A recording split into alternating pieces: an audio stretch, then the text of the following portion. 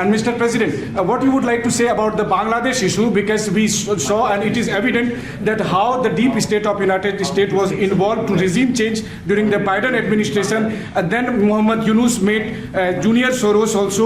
So what is your point of view about the Bangladesh? ভারতীয় সাংবাদিকের প্রশ্নের জবাবে ছক্কা হাঁকালেন ট্রাম্প। সোজা জবাব দিলেন, হাসিনা পতনে মার্কিন ডিপ স্টেট জড়িত নয়। Well, there was no role for our deep state.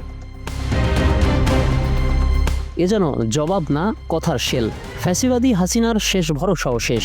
খেলা যদি আমেরিকা না খেলে তবে খেলল কে? বন্ধু মোদির দেশ ভারত। হাসিনার বন্ধু ভারতে কি তবে বেইমানিটা করলো হাসিনার সাথে? তাই শেষ মুহূর্তে আশ্রয় দিয়ে অনেক কৃতজ্ঞতার দেনা মেটাচ্ছে। ট্রাম্পের স্পষ্ট কথা, ভারত আর মোদি বাংলাদেশকে চেনে। দুদেশের সম্পর্কের ইতিহাস শত বছরের। The Prime Minister has been working on for a long time and has been worked on for hundreds of years, frankly. I've been reading about it. But I will leave Bangladesh to the Prime Minister. তাহলে কি ভারত আগে থেকেই সব জানতো? ছাত্র আন্দোলনের মুখে পতন হতে যাচ্ছে বন্ধু হাসিনার। তবে শেষ চেষ্টা কেন করলো না ভারত? আন্তর্জাতিক সম্পর্ক বিশ্লেষক সাবেক রাষ্ট্রদূত মুন্সি ফয়েজও কিন্তু বলছেন এমনটাই। একটা দেশের জনগণ যদি না চায় তাহলে কেউ কিছু করতে পারে না। আর এই অঞ্চলে আমেরিকা যা করেছে তা ভারতের মতামতের বাইরে না।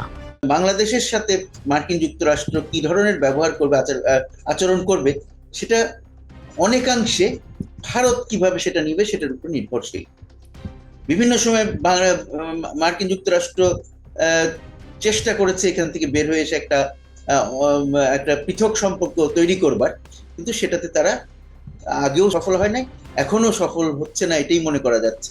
কারণ প্রথম দিকে মনে হয়েছিল আমাদের নতুন যে ইয়েটা পরিবর্তন আসলো তার পিছনে মার্কিন যুক্তরাষ্ট্রের বড় রকমের সমর্থন বা ইত্যাদি আছে এরকম মনে করা হচ্ছিল, কিন্তু পরবর্তীতে আবার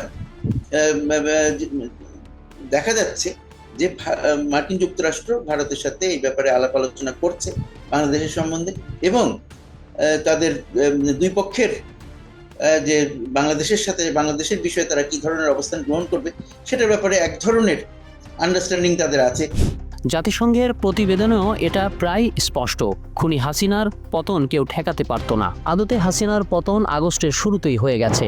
গদি যে ছাড়তে হবে এটা সরকারের নানা সংস্থা নানাভাবে রিপোর্ট দিয়েছিল, কিন্তু গো ধরেছিলেন হাসিনা। তার রক্ত পিপাসু স্বেচ্ছাচারিতায় বেপরোয়া হতে হয়েছে নানা সংস্থাকে। কেউ কথা রাখেনির মতো হাসিনাকে দেয়া কথাও কেউ রাখেনি। কথা রাখেনি তার অনুগত কোনো সংস্থা। জাতির সাথে যেমন বেইমানি করেছে তার মন্ত্রিসভা, তেমনি হাসিনার সাথেও বেইমানি করেছে হাসিনার মন্ত্রিসভার সদস্যরাও। ঝোপ বুঝে কোপ মারার মতো অনেকে তল্পিতল্পা গুটিয়ে পালিয়েছেন বিদেশে। কথা রাখেনি, টেনে টেনে কথা বলা দলের সাধারণ সম্পাদকও। তার দলের সাধারণ অসাধারণ সবাই পালিয়েছে তার সুবিধাভোগী আত্মীয় স্বজন। সবাই যখন বেইমানি করেছে তখন ভারতেরও বা কি এমন দায়?